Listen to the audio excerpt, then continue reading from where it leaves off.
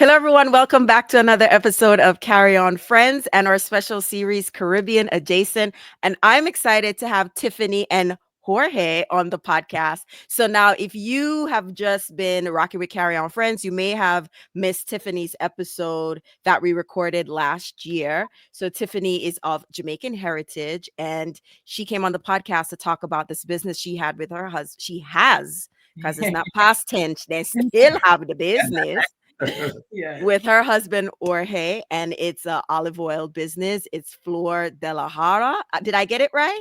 Got it right Perfectly fine. perfectly. Perfectly fine. Yay! Mm. Welcome, Tiffany and Jorge. How are you? Thank Thank you you for so much we're for having doing us. well. Thank you for having us.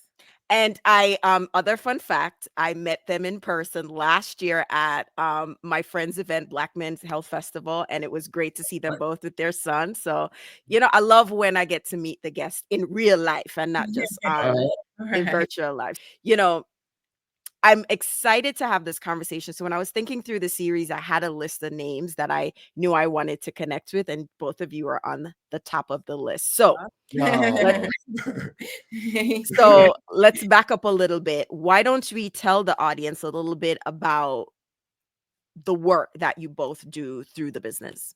Mhm. Well, so like you had said, we actually founded an olive oil brand here in the States. It's called Flor de la Jara, but it actually originates from Spain because Jorge's family has been making olive oil in their family land for 3 generations. And then we decided to bring it here to the States. So it's something that we've created together. And we love it. We love being able to work together, and we love also being able to create something for the future, and then something that also incorporates both families and both like heritages and cultures. So And so far, What it's been a lot of fun so far. And it's been great to work with you, by the way. thank you. You too. I would hope so, because when work done, you still You have never to know. go home. Yes, exactly, exactly. You never know. I know. It's true. All right. So, Jorge, I already told you, you're the one that's mostly going to be on the hot seat. I have some questions for Tiffany, but it's all about you. So, Uh-huh. my first question for you is, how did you first meet Tiffany, and what was your initial impression of her cultural background? Well, it's a very funny story because we met at the airport in Madrid. Mhm. And basically, when I saw her, I said, wow, she's so beautiful. I'm going to sit down close to her. But, I was like a kind of block. I couldn't say anything to her. I was just sitting in front of her, you know, like Which I will just say I is couldn't very say anything. funny. I got blocked. Yeah, because he's usually a lot more outgoing than I am. I'm outgoing, but he's a lot more outgoing as well. So the fact that he wasn't like saying anything, now that I know on this other side, is pretty funny. But yeah. And then Y- we start talking. She was the first one who should say something. And of course, in the moment she opened the door, I was like all the way, okay, can I sit down right there with you? And we start talking right away. Tiffany, so I need to understand, and then I'll put another correlation. You saw him sitting there, and it's like, what? Why look like him? I want to talk. Like, tell me what you said. What No, did you say? I'm going to tell you what it was like. So I was there already, and then he came down, like he said, and sat in front of me, and I saw him because he was literally right in front of me, and I was looking at him, and I was like, huh. And then his eyes were catching mine, like our eyes were catching for a little bit, and then I said, oh, I was like, maybe I should say something. And in my mind, I had this whole conversation, like, well, what would you say? I was like, you don't even know if he speaks English. All of these things that you think about, right? And then it's like all of a sudden, like the word said, hello, what's your name? And I almost was like, who said that? Because I was like, I never say anything to people usually. I usually don't. So it was just like, it just came, I was like, it's almost like divine intervention. It just came out like surprisingly to me too. You both are the second guests who've come on this series and talked about meeting at the airport. I'm not going to say that that's the place to meet, but I'm gonna see if it's a pattern. Okay. Yeah, yes. That is so interesting. All right. So, Jorge, what's one aspect of Caribbean culture, Jamaican culture, that has surprised you the most when you first encountered it? Well, surprised I have been by the fact that we have a lot of things in common. it surprised me a lot. So Spaniards and Jamaican, we have more things in common than we think. And for me, it was like so easy to get used to the Jamaican culture, and I feel myself already half Jamaican. I don't know how to explain, but I don't feel. I go there and I see like, okay, let's go to our country, you know, and I see myself in the airport like, okay, yes, you know, like I feel like local already. And we are trying to incorporate that in our son, because I think that is very rich to incorporate the roots of your parents in your life. So we are trying to do that with Nicholas. Nicholas right now, sometimes you can find him in the middle of the corridor speaking in Patois, and he's so funny. And right after he's talking in Spanish, and he's so immersed in the culture, in both cultures, Spanish and Jamaican, that I love it, because he's like he has he was born in United States, in New York, but he has the three of the cultural together, that I think that enrich your life a lot. And we are making sure that he's basically into three of the cultures at the same time. And we don't know our, but it's so easy for him. It's like we are not doing almost any effort. It's just so natural on him, and as is on me. I don't know if it makes sense. No, it does. And I mean, living in New York also kind of helps with that as well. You know, there's the cultural immersion in New York. So I want to go back to what you had in common. Name something that you know was like, wow, this feels like what we do in Spain. What's one thing from the Jamaican culture that you're like, yeah, we have this in common? One specific thing that we have in common is like we work to live. We don't live to work. That's super. That's something that we have in common, Jamaicans and Spaniards. So we are not focused our lives into work, work, work, work. We are not focused on it. We work because we have to live. You know what I'm saying? And we enjoy life to the full. So that's like the, you can feel in the people that we have that kind of like a same kind of vibes, like a in a different atmosphere, but same kind of vibe. Like you are in love with life. You enjoy living. You are so, you are smiling. You are enjoying. You are having fun. You know what I'm saying? And I feel that way. And with my in-laws, it was like love at first sight with her, and love at first sight with my in-laws. Yeah, that's true. So for everyone listening, what they said, long story short, we love party and the Spaniards they love party. That's true. Exactly. That's true. Yes. That is He's, true. he's Yeah. like, ooh, they party like us. So yes, Exactly. That is true. That is Totally. so true. That's Totally. true. so both of you have this, olive oil brand. It has to do with food and everything. I know, Tiffany, the last time we spoke, you talked about how his mom, you would, take a spoonful of the olive oil and remind us of the Seven Seas cod That's liver oil. That's So, correct. talk to me about how you experiment with Jamaican and Spanish cuisine, and I mean we use Spanish loosely, but Spanish as in Spaniard cuisine, right? And do you have any fusion dishes that's a favorite in your household? Oh, definitely. We have a couple of them that are like a superstar in this home. And it's basically, one of them is like I prepare curry chicken with curry powder, Jamaican curry powder, but with a Spanish twist, using, of course, Spanish olive oil that gives us a special touch. And also with some kind of marination that we do in Spain. Mhm. Also, we do like the fried dumplings, and we fry them, instead of frying them perhaps with butter or with other or oil, we use olive oil as well. And then on top of the fried dumplings, I cut very thin slices of Iberic ham Mhm. and put it on top. Mhm. And that's delicious. Delicious. I love it. I love it. I love cooking, and I try always to incorporate different things from different cultures, and especially from Jamaican culture and from Jamaican cuisine. I'm trying to do a lot of experiments. I'm the one who is basically, Yeah. but he's also trying. I which try. is, I try. I would say Nicholas as between well. the two of us, he's the better one in the kitchen for sure.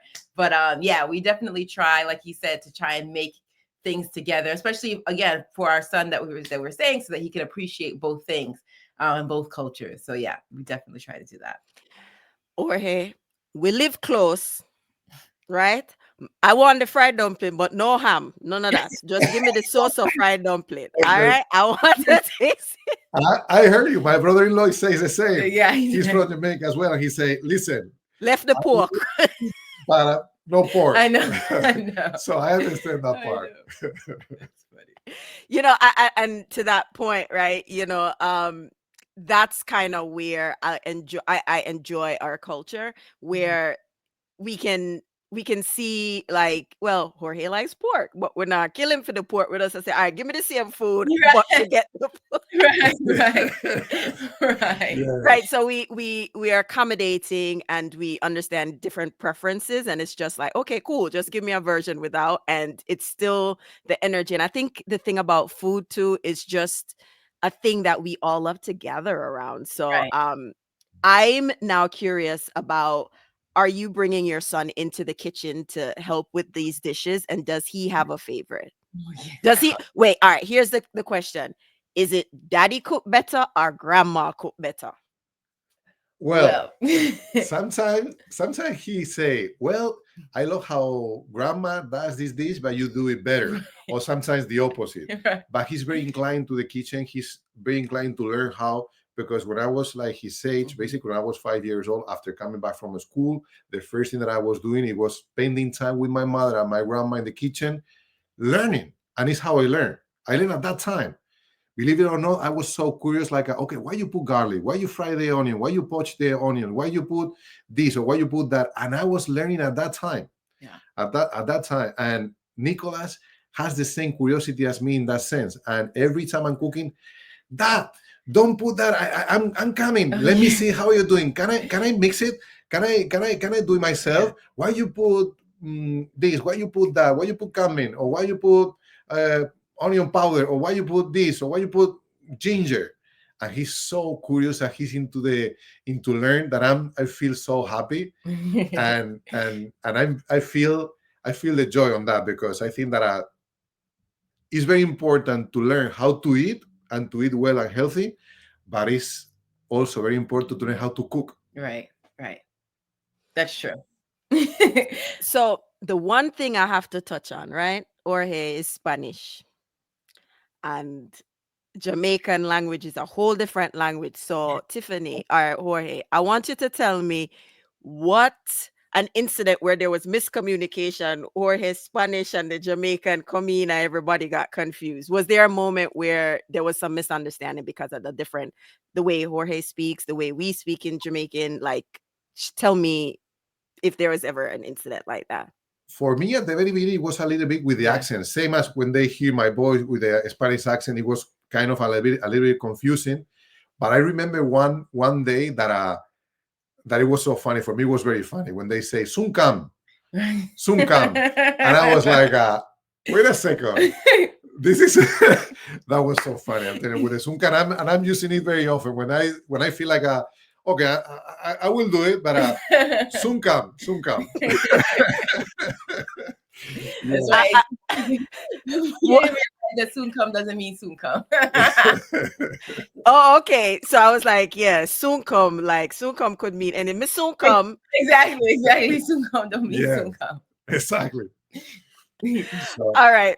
So we're gonna get into some fun stuff. So all right. So Jamaican culture, we have food. We can't talk about Jamaican culture or Caribbean culture without the dancing. So Tiffany, first the question for you. You can party. I don't know, what was it like taking Jorge to the family session, and how did that go? It was good. It was totally fine. And we were just because okay, between the two of us, so my sisters, they love to party, right? And so in between the two of us, he actually likes to party more than me. So if anything, it would be them trying to say, come on, Jorge, and me just kind of like, okay, like okay, cool, dragging me along. But he's in there dancing, this, that, listening, moving, all of that stuff, all of that. are you So coming, totally, Tiffany? Are you yes, coming? No, okay. See you later. yeah, I'm going with your sisters. yeah. Yes. All right, so Jorge, tell me about, like, the most fun party you went to with Tiffany's sister, and what's your favorite song in the dance? Oh, Well, I have a favorite song. I don't necessarily think that it's a party song, but it's a song from Beres Hammond. Oh yes. They're gonna talk. They're gonna talk. They're gonna talk. And that uh, we were falling in love to each other at that moment. And she introduced that song to me, and it was so.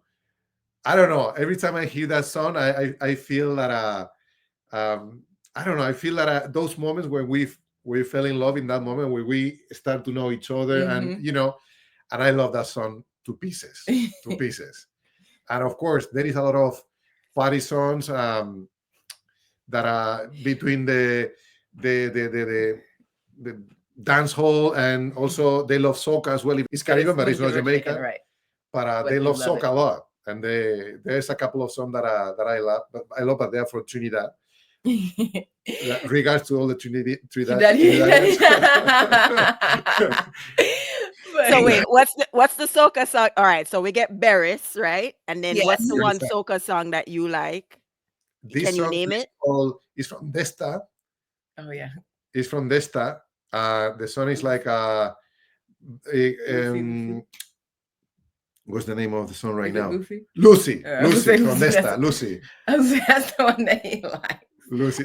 And Nicholas love it too. Yeah. Nicholas love it too. All right, I love it. I love it. Jorge, yeah, Missy already. All right, so this is one of my favorite questions. If you had to sum up what being Caribbean adjacent, largely Jamaican adjacent, what does this mean for you? What would that mean? Oof. For me, it means like to be part of the family. I feel part of the family, part of the Caribbean family, part of the Jamaican. I don't feel, as I say, I don't feel a foreigner there. I feel like yeah, that would be like I'm part of this family. I mean, from the very first moment. I wouldn't say specifically one sentence who define it, but I would be that. Like I feel like part of the family from the very beginning. You both like work together, and it's not easy, running a business and working together. So what advice would you have for anyone, you're from different cultures, merging cultures, and then you're working together? What advice would you give? Tiffany, Jorge, any one of you could answer that question. So I would say from like the first thing that came to mind was like give each other grace, or just give people grace in general, right? And so I think that translates in every facet, right? So when you're working together, maybe, things are not going very well because you want to do this and you want to do this, you have to remember that both of you want the best for, like, you're both aiming to the same goal, right? Both people want the best. And so even though it may not come the way you think it does, or vice versa, give each other grace, right? And that's the same thing with culture, right? So maybe we do one thing one way, and maybe they do something differently, right? No way is right, no way is wrong. It's just different. And so just give each other the grace to learn the differences, understand them, and appreciate them. I think that goes a long way. And then also just like in terms of working with each other rather, just if each person can know that their own strengths and work towards that. So there's not a lot of overlap. I think that works really well with us, because we're very different in terms of the strengths that we can bring to the olive oil business, our company essentially. And so that works really well for us. Like, I'm not very creative. He's very creative, right? So I'm not like ever going to try. I mean, I'll try, but like, I'm not very good at anything creative, where I am very kind of like more rigid in terms like, oh, I like to fill out forms. I like to do things that are very kind of defined. I like to do those things. Him, not so much. So that works well for us. You know what I mean? So with that, if everybody kind of plays to their strengths, or each person plays to their strengths and work through those things combined with the grace, I think that's really helpful. I love it. And so before I wrap up, I have a last question for you. Jorge, what's in your Caribbean adjacent survival kit? Oof. Let me think about it 1 second. Let me think about it. Well, I will put some beef patties for sure. I mean, I love beef patties so much. At festivals, I love festivals as well.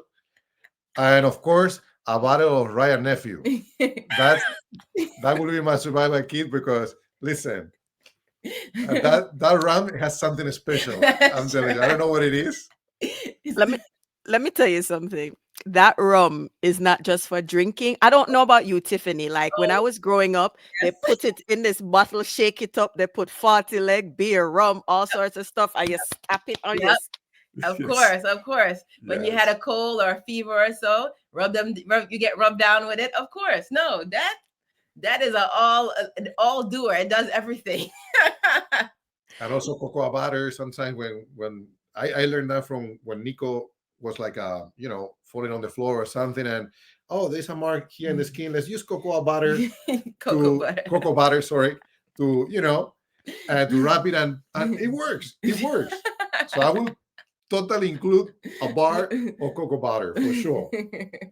Jorge, I just love it because everything that you said is just on point. You get a cut, go get the cocoa butter for rub it out. But Yes, first, you have to clean it with the Ray nephew. exactly, exactly. It's true. It's so true. Well, thank you both for really coming by and being part of Caribbean Adjacent. You're a part of the Carry On Friends family. I'm assuming somewhere in Brooklyn because you don't know. And again, wishing you both lots of success in Flor de la Jara. I'm tell you, is still that same sexy buckle and I have Yes, Yes. yes, a yes. wonderful bottle. Why don't you tell everybody where they could find you online? Sure. So they can find us at flordelajara.com, which is FLORDELAJARA.com. You can find us on Amazon as well. And then you can also just see us on Instagram at Flor de la Jara olive oil _olive oil. Me did say a last question, but you know Jamaican, I lie. Last question. Yes. So when is Jorge having his own cooking show? Because at the rate where he's talking, me feel like Jorge need to depend somebody TV or cook. Well, we are doing some. There were some chapters that we presented on Instagram, Facebook, and so on. Like we call it cooking with family, and we do sometimes I cook with my in-laws, and sometimes she cook with her in-laws, Mother-in-laws, and yeah. we do some special Jamaican dishes I did with my brother-in-law. For instance, we did like um Aki. ackee and saltfish, ackee and saltfish, and we were cooking together, hands to hand, and it was so much fun. And many people like that recipe, and it was kind of impacting many people, seeing how we can incorporate the olive oil into Jamaican recipe, and it gives a different touch. And actually, my brother-in-law, since that day, he's cooking Mhm. his ackee and saltfish with Spanish olive oil, with our olive oil, and he loved it. He loved the touch. I, I I mean, I was telling you, Tiffany, the last time that you was here, is like, how can we incorporate it? And I mean, there's so many things, you know. So when you deal with the callaloo, make with Noah, when you're Yep. doing all of that, just make with Noah, cause you already don't know. So Yeah. yes, just let me know and me come by and get me Yes, dumpling, of peas course. and Open Thanksgiving. invitation. Open Yeah. invitation. And also especially with the oxtail that we have oxtail in our gastronomy in Spain, we have oxtail too. But let me tell you something. Since I tried the Jamaican one, so that is a wrap. I mean, that's I've heard my favorite Jamaican dish is eh, there's a oxtail. reason why it's popular. Yes, There's a reason why it's popular. But yeah, just let me know. You know, put out the little ebook cookbook with the things Yes. and definitely. just let me know because or hey, yeah, get off. Like I'll try anything in the kitchen. Yes. And I'm like, what? Yes. So I love festival too. So if you have a good festival, I love it. me and my son will be there. So Yes. I love it. all right. Well, thank you both. And until next time, walk good. Thank you so Thank much. you.